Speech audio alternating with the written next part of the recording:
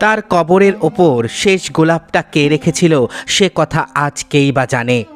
স্মৃতির অতলে কবেই বিলীন হয়েছে হিন্দুস্তানি সঙ্গীতের সেই সঙ্গীত সম্রাজ্ঞী, অথচ সেখানে কোনোদিনও বসেনি এক টুকরো স্মৃতিফলক। জীবদ্দশাতেই তিনি হয়ে উঠেছিলেন একটা মিথ। তার রেকর্ডে লেখা থাকতো ফার্স্ট ডান্সিং গার্ল।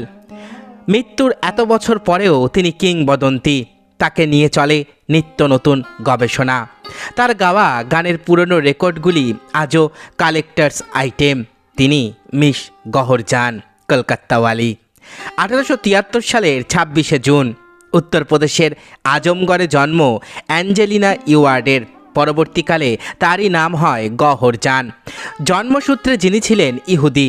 মায়ের নাম ভিক্টোরিয়া হেমিংস, বাবা রবার্ট উইলিয়াম ইওয়ার্ড। ভিক্টোরিয়ার মা রুক্মিণী ছিলেন জন্মসূত্রে ভারতীয়। ভিক্টোরিয়া এবং রবার্টের সুখের সংসার বেশি দিন স্থায়ী হয়নি। পরে এক মুসলিম যুবক খুরশিদের সাহায্যে ভিক্টোরিয়া এবং অ্যাঞ্জেলিনার ঠিকানা হয় বারাণসী শহরে। সেখানেই মা ও মেয়ে ধর্মান্তরিত হন। ইসলাম ধর্ম গ্রহণের পর ভিক্টোরিয়ার নাম হয় মালকাজান এবং ছোট্ট অ্যাঞ্জেলিনা হন গওহরজান। আজকের ভিডিওতে আপনাদের বলবো হিন্দুস্তানি সঙ্গীতের অন্যতম এক খ্যাতিমান গায়িকা গওহরজানের জীবন কাহিনী। মালকাজান ভালো গান গাইতে পারতেন, লিখতেন উর্দু কবিতা। এবার শুরু হলো তার সঙ্গীতের তালিম। কিছু বছরের মধ্যেই তিনি হয়ে উঠেছিলেন তৎকালীন সময়ের বাইজিদের মধ্যে এক উজ্জ্বল নক্ষত্র। কিন্তু এসবের পাশাপাশি মালকাজান সর্বদা তৎপর থাকতেন গওহরজানের তালিমের ব্যাপারে। ইতিমধ্যেই বিখ্যাত বেচু মিশ্রের কাছে গওহরজানের তালিমের ব্যবস্থা করেছিলেন মা মালকাজান। 4 বছর বারাণসীতে থাকার পরে খুরশিদ, মালকাজান এবং গওহরজান চলে আসেন কলকাতা শহরে। শুরু হয় তাদের জীবনের নতুন অধ্যায়। তাদের ঠিকানা হয় এই শহরের কলুটোলা অঞ্চল। ইতিমধ্যেই দেশের রাজা মহারাজাদের দরবারে মালকাজানের ডাক পড়তে শুরু করে। ঠিক এমনই এক সময় মালকাজান নিমন্ত্রণ পেয়েছিলেন মেটিয়া বুরুজে, অযোধ্যার নির্বাসিত নবাব ওয়াজেদ আলী শাহের দরবার থেকে। সেখানেই কত্থকের প্রবাদ প্রতিম গুরু বিন্দাদিন মহারাজ গওহরজানকে দেখে বুঝতে পেরেছিলেন তার প্রতিভা। শুরু হয় গওহরজানের নাচের তালিম। এর পাশাপাশি চলতে থাকে গওহরজানের গানের তালিমও। তিনি বাংলা গান শিখেছিলেন বামাচরণ ভট্টাচার্যের কাছে, রমেশচন্দ্র দাস বাবাজির কাছে শেখেন কীর্তন, সৃজান বায়ের কাছে ধ্রুপদ ধামার এবং মিসেস ডি সিলভার কাছে কিছু ইংরেজি গানও চর্চা করেছিলেন গওহরজান। তার অন্যান্য গুরুদের মধ্যে ছিলেন রামকুমার মিশ্র, গাল্লিওয়ারের ভাইয়া গণপত রাও সাহেব প্রমুখেরা। গওহরজান গাইতে পারতেন হিন্দি, বাংলা, উর্দু, আরবি, ফার্সি, ইংরেজি, সংস্কৃত ইত্যাদি ভাষায়। তবে তার প্রথম উল্লেখযোগ্য মেহফিল দ্বারভাঙ্গার মহারাজা লক্ষ্ণেশ্বর সিংহের দরবারে। এরপর থেকেই গওহরজানের নাম ছড়িয়ে পড়ে দেশের বিভিন্ন প্রান্তে। 1901 সালে কলকাতায় আসে গ্রামোফোন ও টাইপরাইটার লিমিটেড। উদ্দেশ্য এদেশের শিল্পীদের গান রেকর্ড করে বাণিজ্য করা। সেই থেকেই শুরু হয় এদেশে রেকর্ডের প্রচলন। প্রথম যুগের শিল্পীদের মধ্যে অন্যতম ছিলেন গওহরজান। কোম্পানির রেকর্ডিস্ট হিসেবে এসেছিলেন গেইসবার্গ সাহেব। রেকর্ডিংয়ের সময় গওহরজানকে দেখে অবাক হয়েছিলেন তিনি। রেকর্ডিংয়ের প্রথম দিনই গেইসবার্গ বুঝেছিলেন এই শিল্পী হয়ে উঠবেন এদেশের গ্রামোফোন সেলিব্রিটি। এমন আত্মবিশ্বাস, স্বতঃস্ফূর্ততা তিনি অন্য কোনো শিল্পীর মধ্যে লক্ষ্য করেননি। 1902 থেকে 40-এর দশক পর্যন্ত তিনি ছিলেন অপ্রতিদ্বন্দ্বী শিল্পী। আর সেই যুগে প্রতিটি রেকর্ডিং সেশনের জন্য তিনি নিতেন 3000 টাকা। সেই সময় গওহরজান থাকতেন নাখোদা মসজিদের পাশে এক প্রাসাদোপম বাড়িতে। নাম রেখেছিলেন গওহর বিল্ডিং। তার বিলাসী জীবনযাপনের কথা সে যুগে লোকের মুখে মুখে ফিরত। শোনা যায় পোষা বিড়ালের বিয়েতে তিনি খরচ করেছিলেন 20,000 টাকা।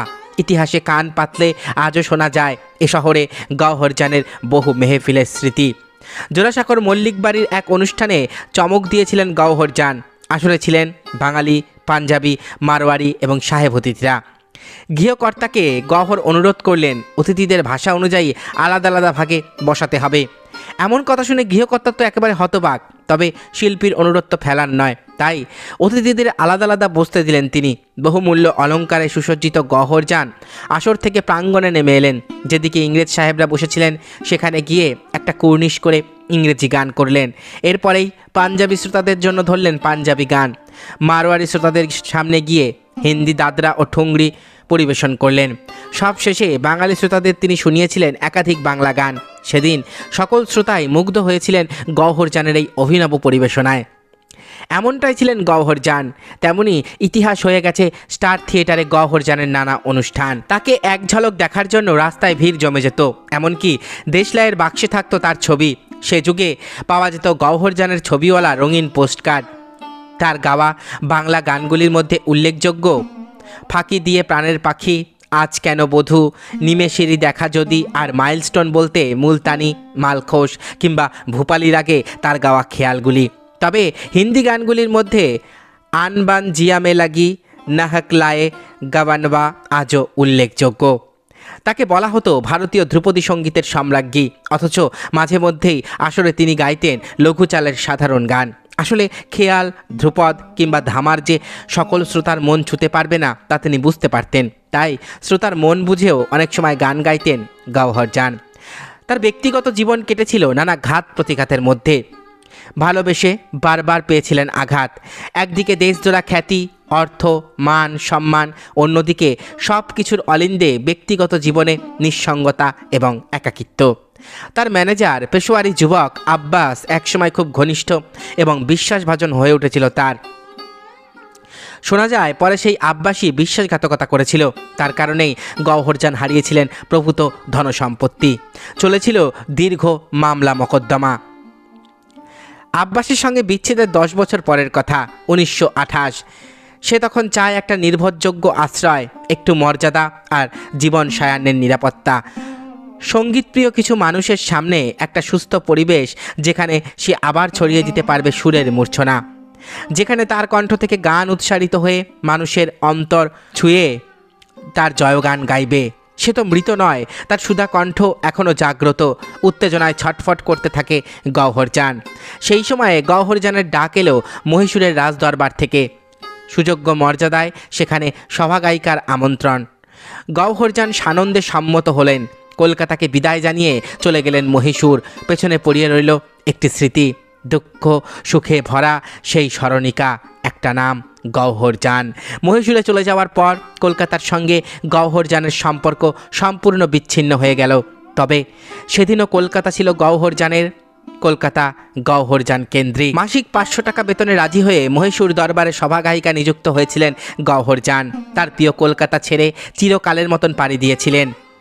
ঠিক 2 বছর পর 17ই জানুয়ারি 1930-এ মহীশূরেই তার জীবনাবসান হয়। সংবাদপত্রে একটা ছোট্ট সংবাদ প্রকাশ করেছিল, যার শিরোনাম ছিল পরলোকে মিস গওহর জান। অনেক বাধা নিয়ে চলে গেল বাইজি গওহর জান। একটা শাশ্বত সংসারের নির্ঝর যেন স্তব্ধ হলো। তবু তার রূপ, তার কণ্ঠ আজও কিংবদন্তি। তিনি রয়ে গেলেন মিথ হয়ে। গানের শেষে আজও তার রেকর্ডে শোনা যায় তার সেই ঘোষণা, মাই নেম ইজ গওহর জান। ভারতীয় হিন্দুস্তানি শাস্ত্রীয় সঙ্গীতের এক কিংবদন্তি নক্ষত্র। এতক্ষণ আপনারা শুনলেন মিস গওহর জানের বর্ণময় জীবন কাহিনী। আশা করি ভিডিওটি আপনাদের ভালো লেগেছে। আমার চ্যানেলের ভিডিওগুলো যদি আপনাদের ভালো লাগে তাহলে অবশ্যই চ্যানেলটি সাবস্ক্রাইব করুন, পাশে থাকা বেল আইকনটি ক্লিক করে দিন, যাতে পরবর্তী ভিডিও নোটিফিকেশান খুব তাড়াতাড়ি আপনাদের কাছে পৌঁছে যায়। আজকের মতো এখানেই শেষ করছি। ভালো থাকবেন সবাই। নমস্কার।